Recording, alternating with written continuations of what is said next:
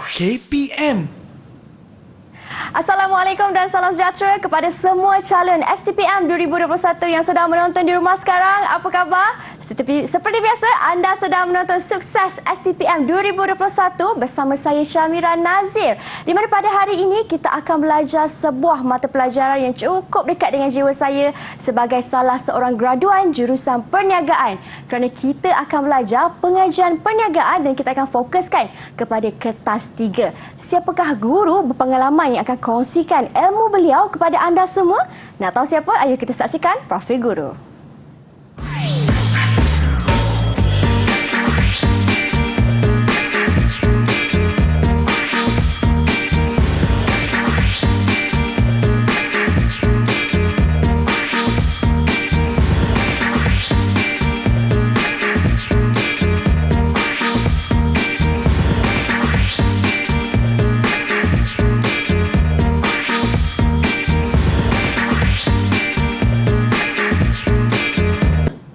Baiklah, dan di studio pada hari ini kita ada seorang guru cemerlang pengajian perniagaan, Cikgu Azmatun. Assalamualaikum, Cikgu. Waalaikumsalam warahmatullahi wabarakatuh. Mira.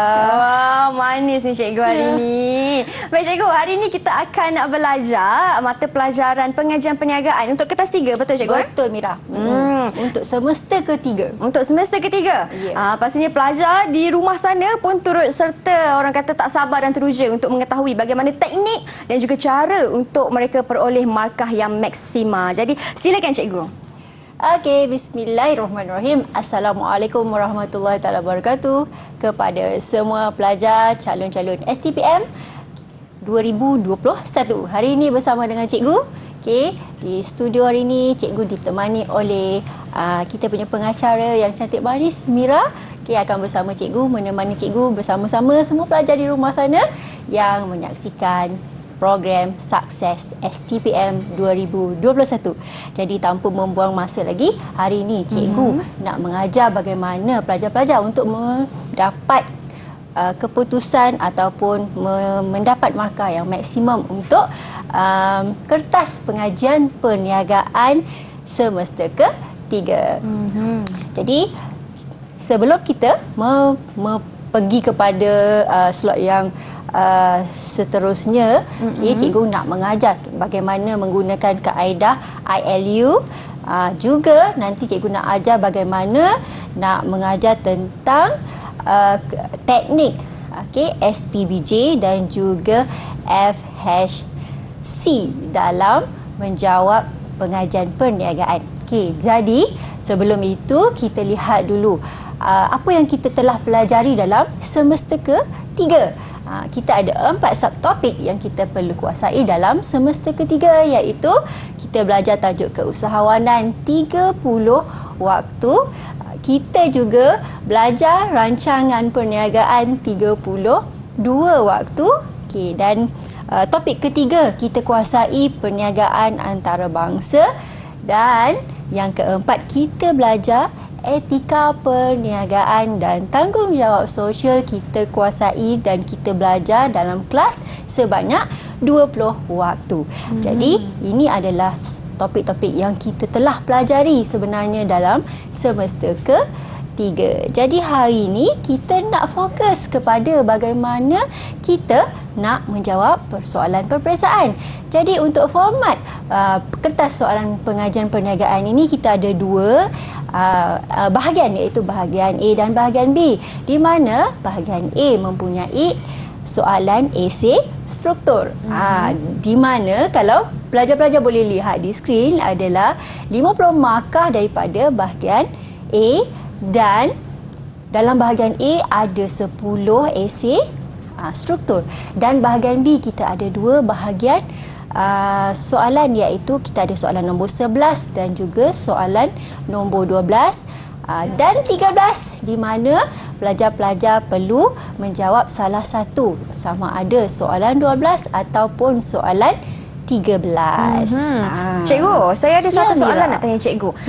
Disebabkan ada 2 bahagian, bahagian A dan juga bahagian B, bahagian mana yang pelajar perlu beri penekanan Cikgu? Sebenarnya pelajar Terima kasih Mira untuk soalan tu tadi. Okey, sebenarnya dua-dua bahagian sangat penting kerana kalau pelajar tidak menjawab salah satu bahagian soalan bermakna pelajar kurang markah, di mana bahagian A kita 50 markah diperuntukkan dan bahagian B 50 markah. Jadi keseluruhan markah adalah 100 markah. Bermakna kalau pelajar tidak menjawab salah satu bahagian, jadi pelajar dah dapat kurang markah kan? Betul tak? Betul. Jadi kedua-dua bahagian sangat penting untuk kita kuasai. Baik. Okey, jadi ini adalah tips masa menjawab. Kita ada 1 jam 45 minit sahaja untuk kertas kita ni. Kita tak punya banyak masa. Jadi kita peruntukkan 30 minit setiap satu bahagian soalan. Untuk soalan esei nombor 1 kita peruntukkan 30 minit. Untuk soalan kajian kes kita peruntukkan 30 minit, dan untuk soalan pilihan sama ada 12 atau 30 minit je masa kita ada untuk menjawab soalan ini. Dan 15 minit lagi kita peruntukkan untuk kita membuat perancangan untuk menjawab, sama ada kita menggariskan kata tugas soalan, kata kunci soalan, mengeluarkan fakta-fakta. Okey, conteng dulu kertas kita punya kertas soalan tu, keluarkan semua fakta-fakta yang ada, dan kita barulah memulakan menulis jawapan kita. Okey. Boleh pelajar setakat ini? Boleh cikgu. Ya. Baiklah cikgu. Cukup jelas penjelasan cikgu tentang cara ataupun format kertas peperiksaan pengajian perniagaan untuk kertas 3 ini, dan juga cara strategi untuk mendapatkan markah yang maksimum. Kalau macam tu kita berhenti berehat seketika. Kepada semua pelajar STPM di luar sana, jangan ke mana-mana, kita kembali selepas ini hanya di Sukses STPM 2021. Didik TV KPM. Didik TV KPM. Baik, kembali kita dalam Sukses STPM 2021. Masih lagi dalam mata pelajaran kita iaitu pengajian perniagaan kertas 3. Dan pada segmen kali ini, Cikgu Azmatun akan memberi penekanan pula bagi kaedah ILU dan juga cara menjawab 3 tahap soalan rendah, sederhana dan juga tinggi. Baiklah Cikgu Azmatun, apa yang dimaksudkan dengan kaedah ILU ni Cikgu? Mira. Okey, sebenarnya teknik mengingat fakta ini menggunakan kaedah I love you I love you. I love you. Okey. Okey. Jadi sebenarnya teknik ini sebenarnya digunakan untuk memudahkan pelajar bagaimana cara belajar mengingati fakta. Jadi tanpa membuang masa lagi, cikgu nak terangkan bagaimana penggunaan kaedah ILU ataupun I love you ni untuk pelajar-pelajar boleh guna dalam pelajar-pelajar belajar untuk mendapatkan skor dalam subjek pengajian perniagaan. Jadi I itu adalah bagaimana teknik mengingat, iaitu ingat sukatan mata pelajaran. Sebelum kita pergi kepada membuat latihan, ujian dan sebagainya, kita kena tahu apakah yang kita belajar. Jadi kita kena tahu sukatan mata pelajaran, fakta-fakta yang kita kena kuasai dalam topik semester ketiga ini. Kata tugas soalan, bentuk soalan, nanti cikgu akan huraikan lebih lanjut lagi. L adalah membuat latihan. Jadi berpandukan kepada nota-nota yang kita ada, kita kena buat latihan, tulis semula fakta, dan akhir sekali uji, di mana kita guna balik semula kertas-kertas soalan ataupun soalan-soalan yang telah diberikan itu. Tanpa melihat nota, kita menulis semula fakta-fakta yang kita telah kuasai, dan kita cuba jawab tanpa melihat nota. Jadi kita tengok teknik menjawab soalan untuk bahagian A ini. Sebab apa?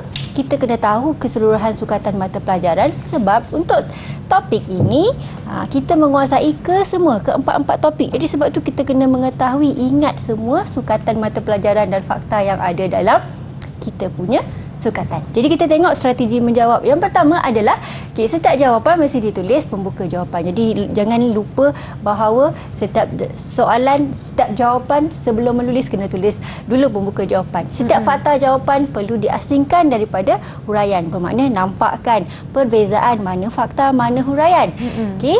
Dan yang ketiga, setiap jawapan mesti mengandungi fakta, huraian dan juga contoh. Okey. Dan yang keempat, jawapan boleh ditulis dalam bentuk point, nombor, abjad ataupun huruf. Dan yang kelima, menggariskan kata kunci dan juga kata tugas soalan. Yang keenam, pelajar boleh menjawab ikut peruntukan markah. Kalau 6, jawab 6 markah. Kalau 10, jawab 10 markah.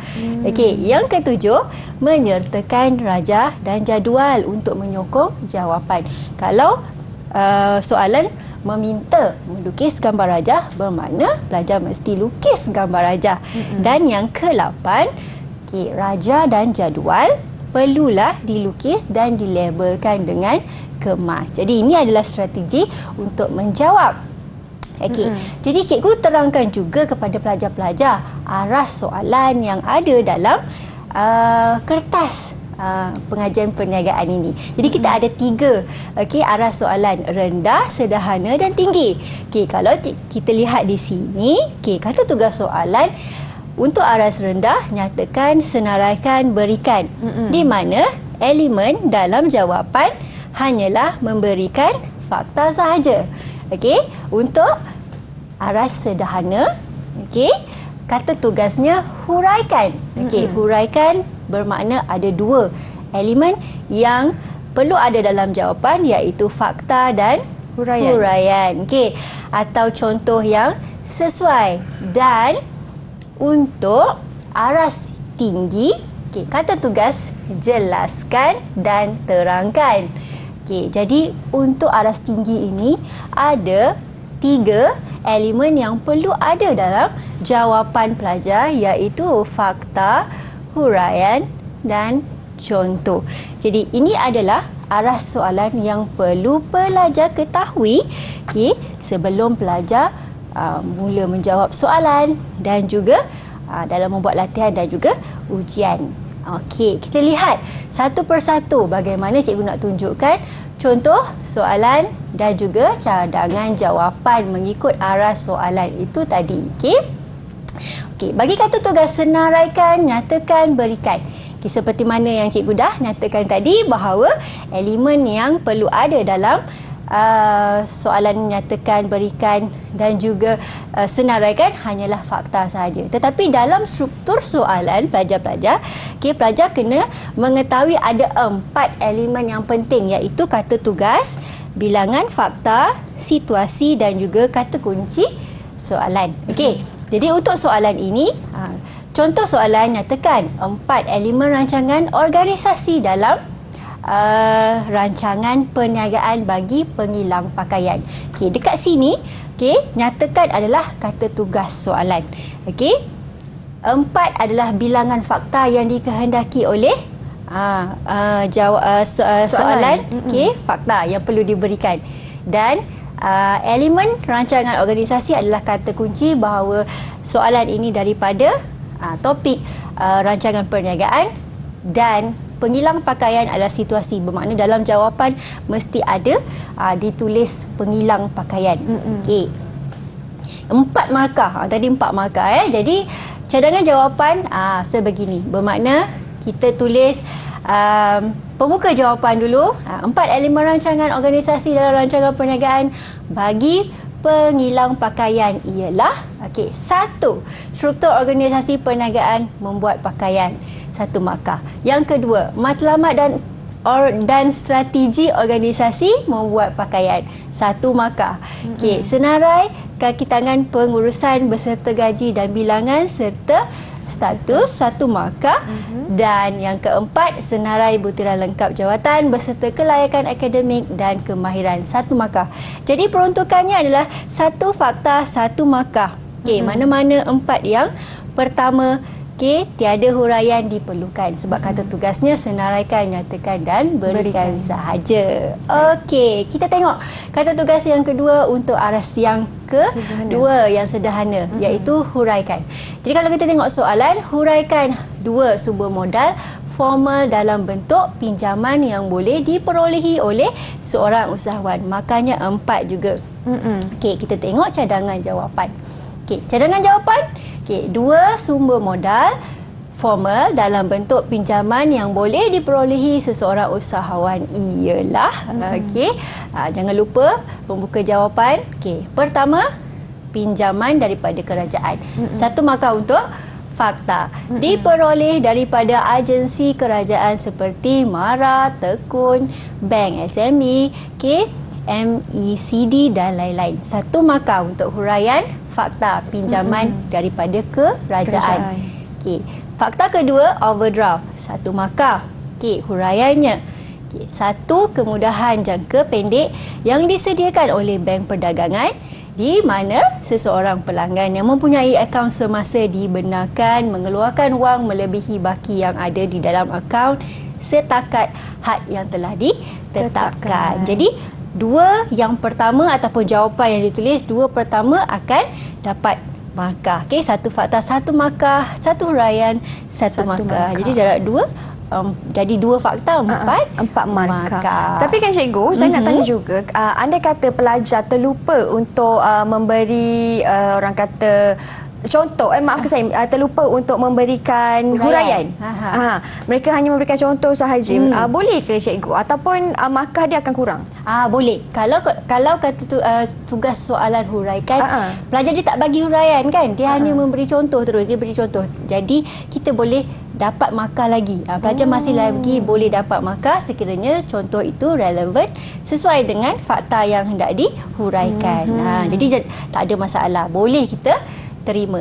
Okey, kita tengok kata tugas ataupun aras soalan yang ketiga yang tinggi, iaitu terangkan dan jelaskan. Ada 3 elemen yang perlu ada dalam kata tugas terangkan dan jelaskan ini, iaitu fakta, huraian dan contoh kan. Okey, jadi kita tengok contoh soalan. Okey, terangkan 2 pendekatan tindakan beretika sesebuah organisasi perniagaan. 6 markah. Pelajar nak cuba jawab tak? Kan, mesti. Siapa boleh jawab? Okey. Okey, mari kita tengok cadangan jawapan. Okey, kita tengok cadangan jawapan. Okey, untuk soalan ini. 2 pendekatan tindakan beretika sesebuah organisasi perniagaan ialah okey, pendekatan keadilan, pembuatan keputusan yang berasaskan kesamarataan kepada setiap individu dalam sesuatu kelompok manusia. Okey, itu adalah huraian pertama. Okey, huraian kedua, keputusan dan gelagat beretika dinilai dari segi keadilan semasa mengagihkan kos dan faedah.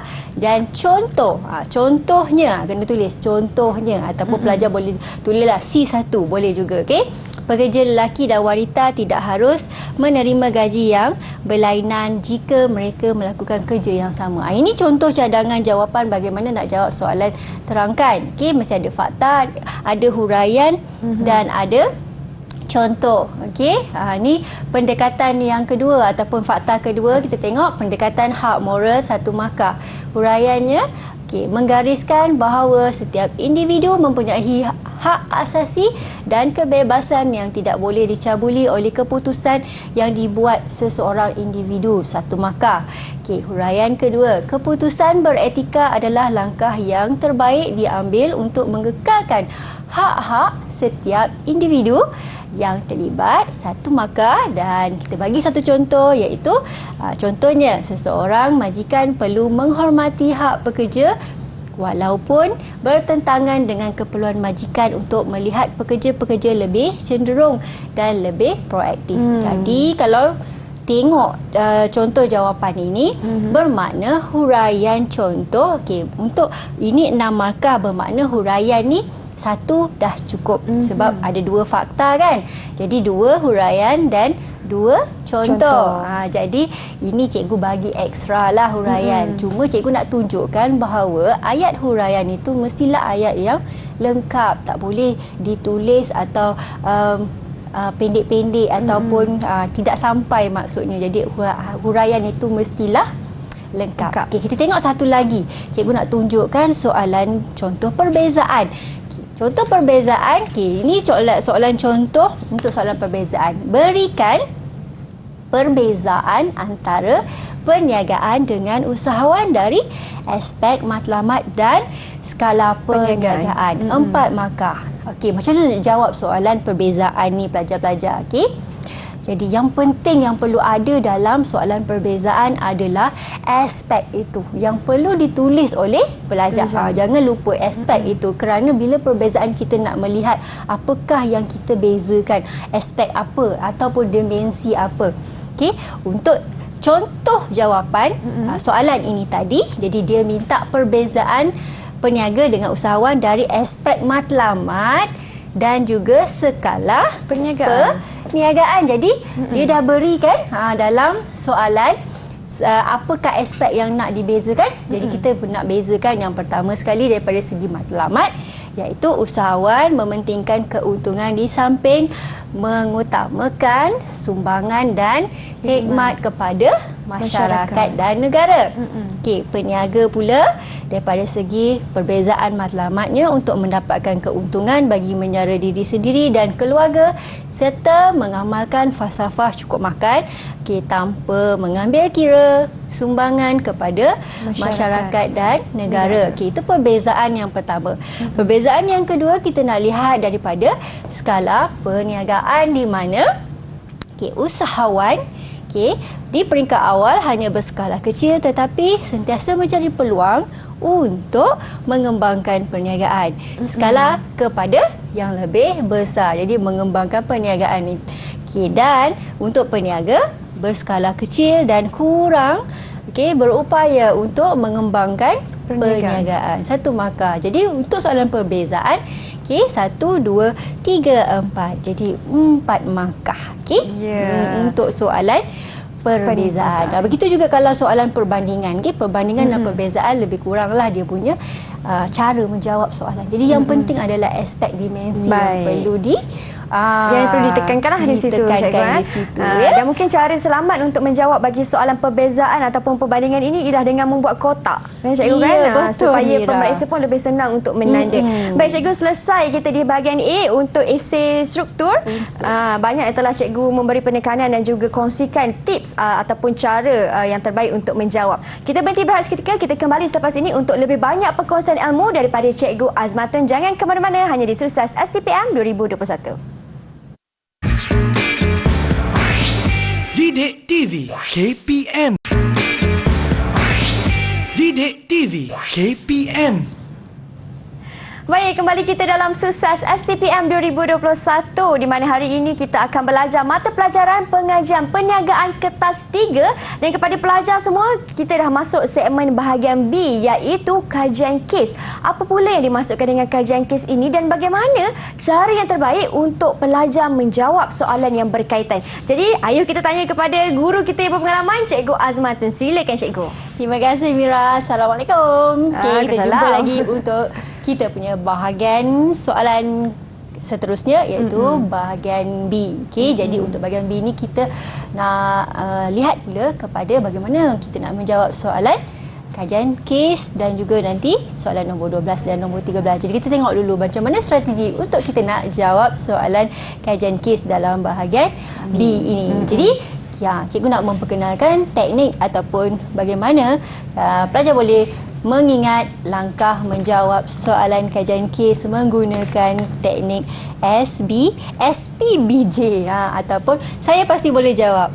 Ada 4 langkah yang boleh pelajar-pelajar gunakan untuk menjawab soalan kajian kes bila buat latihan ke, buat ujian sendiri kat rumah ke. Jadi yang pertama sekali adalah kena baca soalan.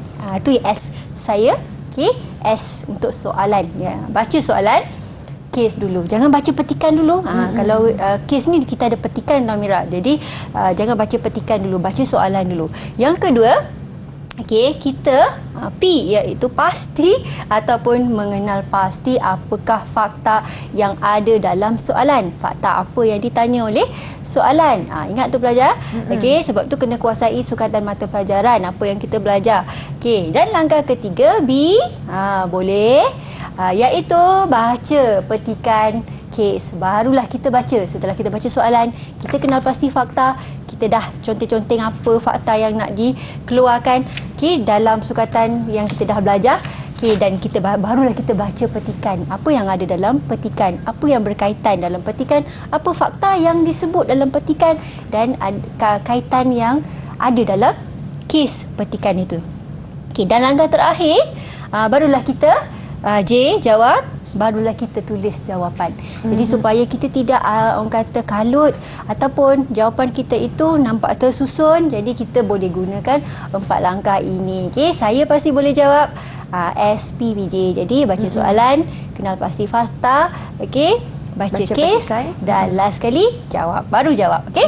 Okey, jadi cikgu nak tunjukkan bagaimana struktur pelajar-pelajar boleh menjawab soalan kajian kes ini. Jadi untuk soalan kajian kes, pelajar boleh menjawab dalam bentuk kotak juga. Okey.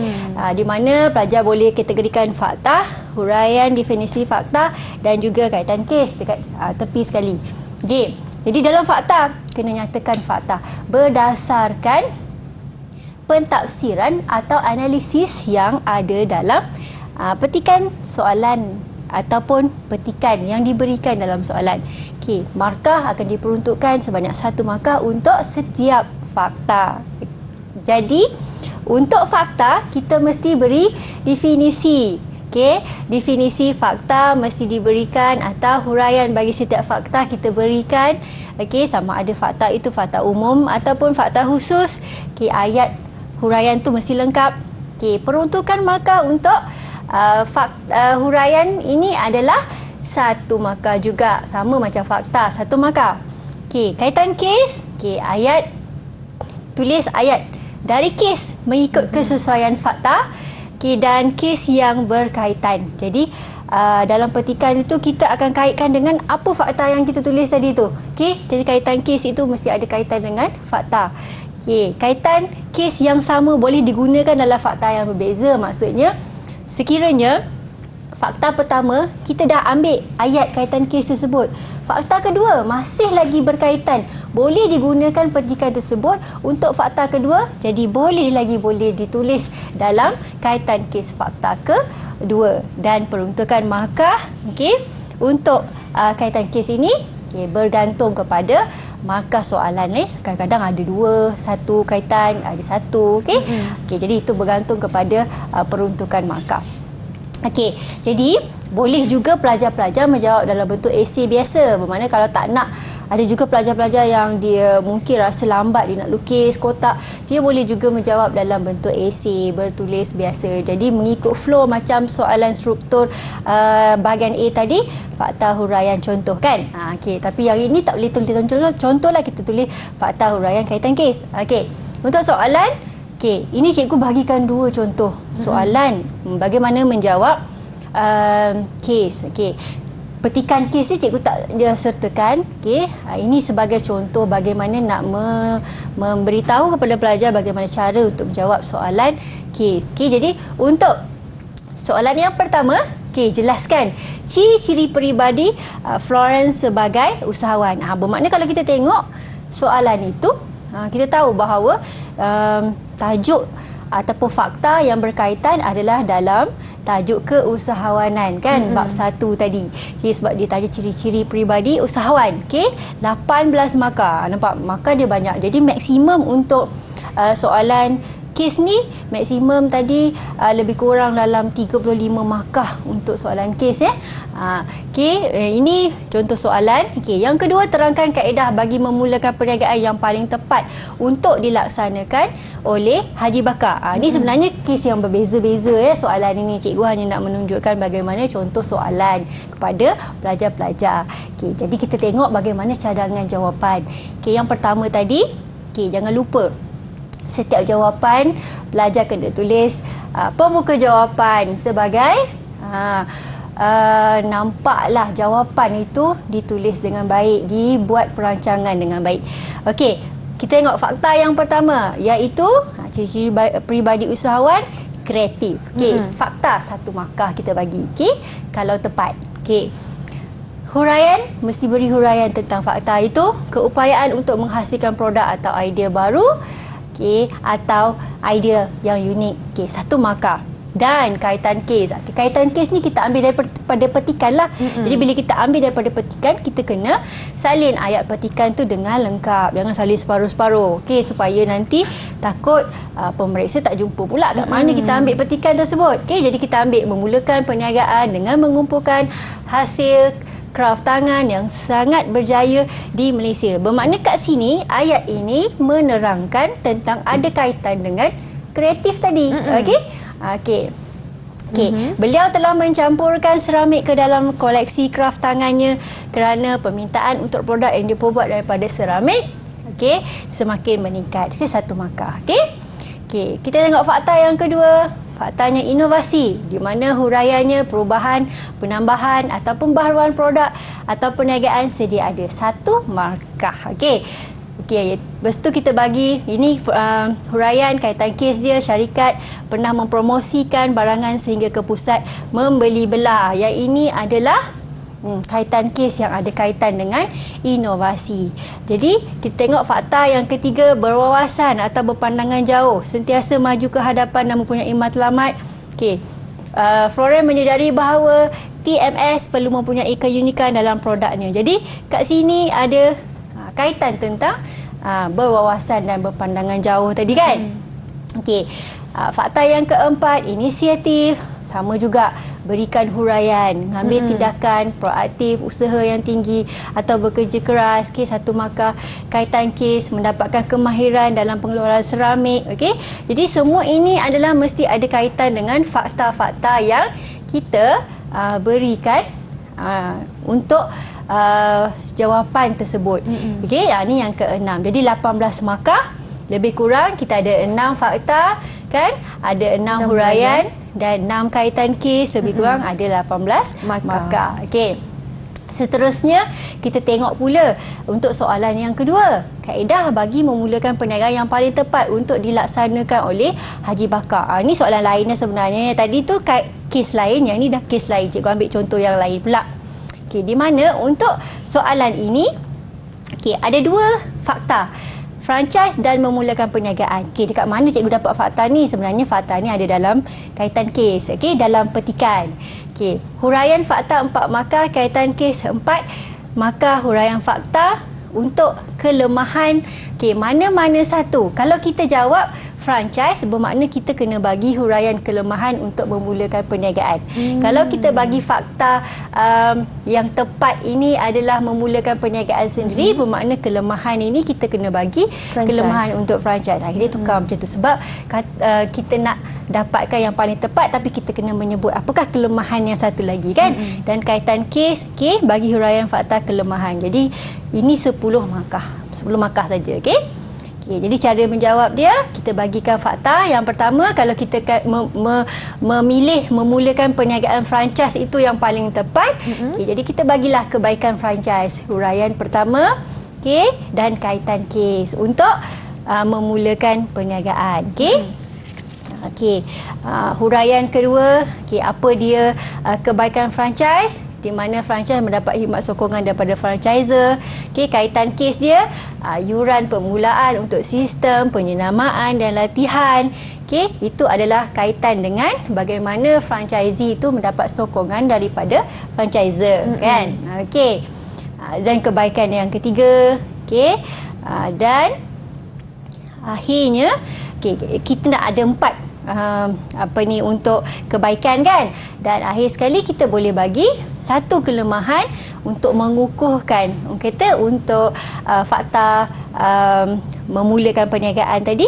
Jadi kita bagi tadi franchise, kita pilih franchise, jadi kelemahan memulakan perniagaan sendiri. Jadi kita bagi 1 huraian kelemahan dan kita bagi 1 kaitan kes untuk mengukuhkan kita punya jawapan Baik. Cikgu boleh cikgu tukar kepada slide yang tadi sebelum ni cikgu. Yang mana Mira nak tanya Saya soalan? ada satu soalan nak tanya kepada cikgu. Apa yang Mira perasan cikgu, bagi setiap contoh jawapan yang diberi pasti ada kaitan kes yang ditulis di situ. Andai kata pelajar tak tulis dah cikgu, mereka hanya memberikan fakta, huraian tetapi tak tulis perkataan kaitan kes tu. Boleh ke cikgu?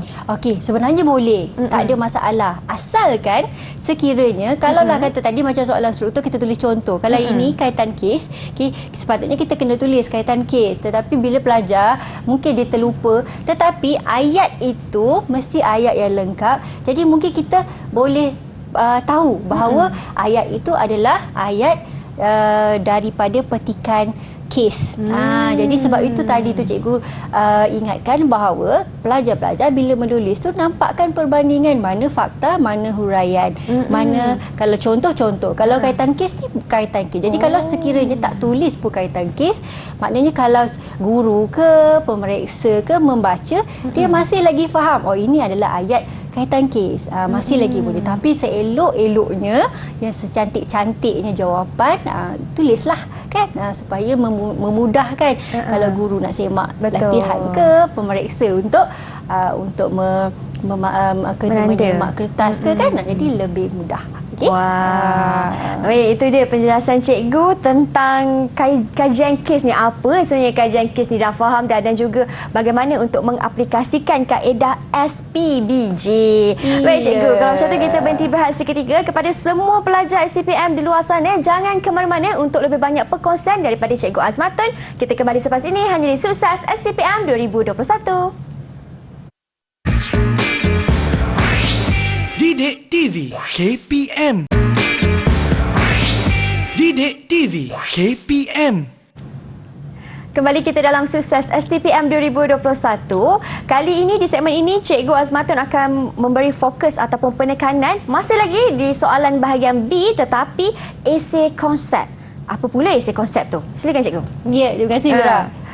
Semua pelajar di luar sana harap-harap masih kekal setia menonton cikgu dan juga Mira kat sini Okay, jadi cikgu nak sambung. Okay, kita punya untuk teknik menjawab soalan, kita bahagian B lagi, tapi untuk esei konsep, iaitu soalan nombor 12 dan nombor 13. Kat sini kita boleh guna kaedah FHC, fakta huraian contoh. Tadi ILU, lepas tu SPBJ, lepas tu kita guna FHC untuk kaedah menjawab soalan esei konsep ini. Okey, jadi pelajar-pelajar kita tengok terus. Sebenarnya tak ada perbezaan untuk esei struktur dan esei konsep ni. Berbezanya adalah markah je sebenarnya. Daripada segi teknik kata tugas soalan sama sahaja. Okey, cara menjawab itu sama saja. Yang berbeza adalah kalau esei struktur tadi mungkin satu huraian saja untuk fakta, tetapi untuk esei konsep ni mungkin memerlukan 2-3 huraian dan juga mesti diberikan contoh. Okey, sebab untuk soalan esei struktur ini, esei konsep ini, bahagian B ni, dia arasnya aras tinggi. Jadi kata tugas soalannya biasanya jelaskan, terangkan. Okey, kalau kita lihat pada contoh-contoh soalan. Jadi kita tengok terus kepada contoh soalan. Okey, jadi contoh soalan terangkan atau jelaskan, sebab dia melibatkan markah yang banyak. Jadi dia memang kata tugasnya terangkan, jelaskan. Okey, yang pertama kita tengok terangkan proses merealisasikan idea. Okey, ini markah 18 markah. Okey, panjang lah kan jawapannya. Jadi kita tengok markah banyak, memang panjang lah. Jadi kita tahu bahawa proses merealisasikan idea, okey, dia tak bagi kita 5 ke 6 ke, dia bagi secara umum saja kan. Jadi proses merealisasikan idea. Jadi di sini kita mesti kata tugas soalan terangkan, tadi kita dah tahu, cikgu dah ajar bagaimana kata tugas terangkan, jelaskan, mesti ada 3 elemen, iaitu fakta, huraian dan contoh. Okey, jadi untuk kita nak bagi apa faktanya, okey, jadi kita belajar dalam sukatan mata pelajaran kita, okey, di mana proses merealisasikan idea ada 7 proses kan. Jadi kita nak kena huraikan ke 7 proses ini, sebab dia tak nyatakan berapa kan, 5 ke 6 ke, jadi kita kena bagi semualah. Pemahaman kita kena bagi semua ke 7. Jadi untuk peruntukan markah, 1 fakta 1 markah, bermakna ada 7 fakta, kita ada 7 markah. Okey, 1 huraian 1 markah, jadi kita ada 7 fakta, kita ada 7 markah, dan setiap satu contoh kita akan bagi 7 markah juga, sebab ada 7 fakta 7 contoh lah kan. Okey, jadi untuk jumlah ada 21, tapi dia nak 18. Jadi kalau kita boleh memberikan lengkap begini 21 markah, bermakna maksimum kita akan dapat 18 markah lah.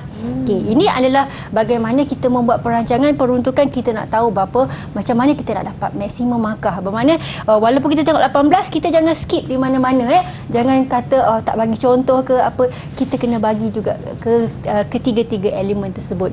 Jadi kita cikgu tunjukkan bagaimana cadangan jawapan yang baik untuk pelajar-pelajar boleh jawab. Okey, soalan ini proses merealisasikan idea. So, tahap pertama adalah tahap idea, iaitu bagi huraian, idea dijana, dikumpul dan disenaraikan. So, cukup satu huraian untuk memadai untuk soalan ini sebab kita ada 7 fakta. Jadi, kita nak bagi 7 huraian dan 7 contoh saja. Jadi, tak perlu beri banyak huraian. Okey, dan kita bagi satu contoh yang berkaitan di mana tahap idea adalah sumber utama idea termasuk sumber dalaman dan sumber luaran seperti pekerja, pelanggan, pesaing, pengedar, pembekal dan lain-lain. Okey. Okey. Untuk fakta kedua iaitu tahap menapis idea, kita dapat 1 markah untuk fakta.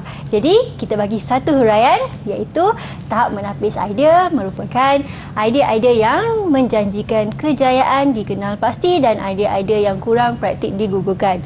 Contoh, kaedah penilaian yang digunakan dalam peringkat ini ialah senarai penilaian sistematik pasaran apabila setiap idea baru dinyatakan dalam bentuk nilai utama, merit dan faedah-faedah usaha menyediakan senarai semak dan mengandungi semua aspek penilaian, 1 markah.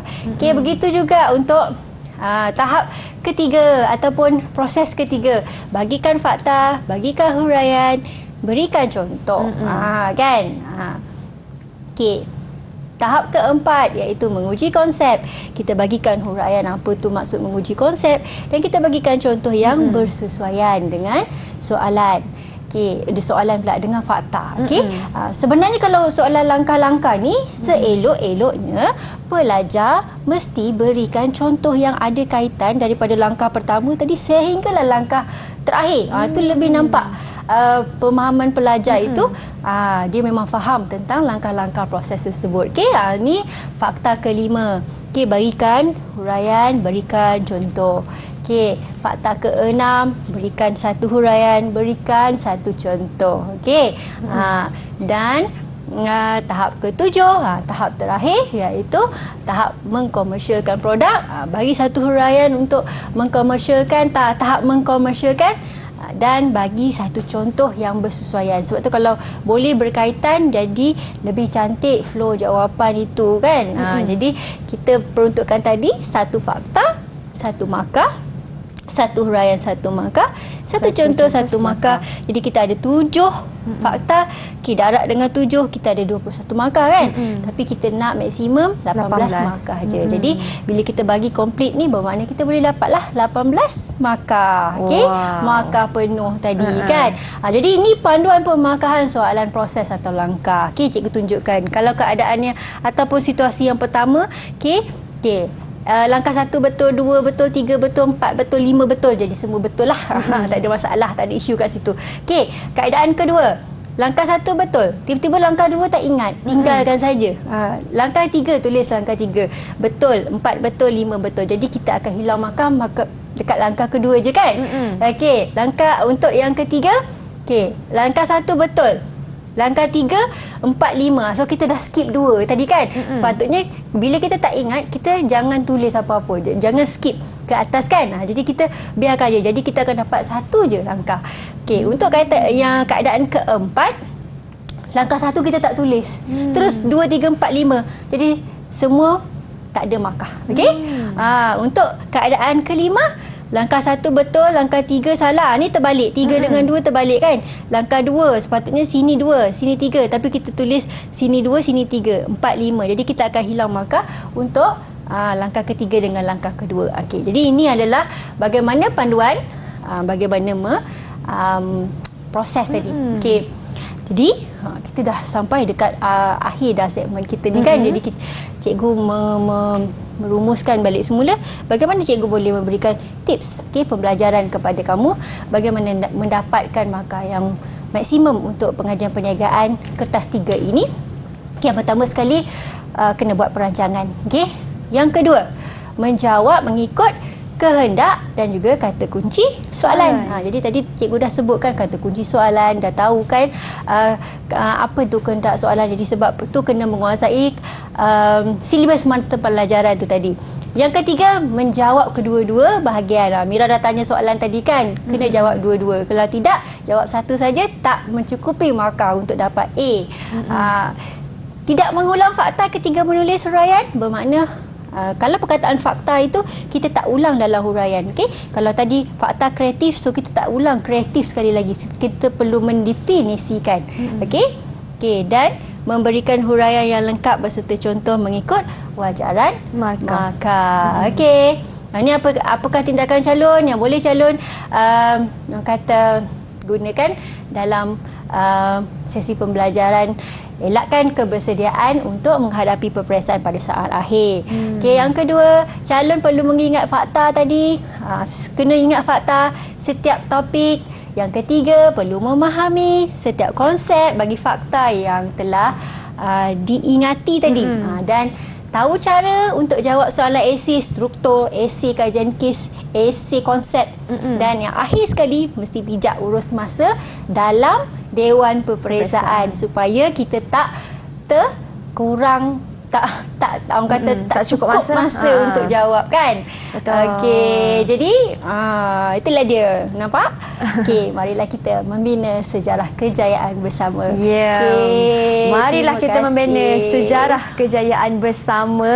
Terima kasih Cikgu Azmatun atas perkongsian ilmu yang sangat banyak dan juga tip yang banyak daripada Cikgu kepada pelajar-pelajar ataupun calon STPM khususnya yang mengambil mata pelajaran pengajian perniagaan kertas 3 ini. Terima kasih banyak-banyak Cikgu Sama-sama, atas Mira. perkongsian ilmu pada hari ini. Terima Ya. kasih juga kepada semua calon STPM yang menonton sehingga ke penghujung rancangan. Diharapkan segala ilmu yang Cikgu beri ini memberi manfaat kepada anda, terutama sekali ketika anda menjawab di dalam Dewan Peperiksaan. Kita jumpa lagi Cikgu. Ya, InsyaAllah. Mira, terima kasih. Kita jumpa lagi kepada semua hanya di slot Sukses STPM 2021. Assalamualaikum dan salam sejahtera.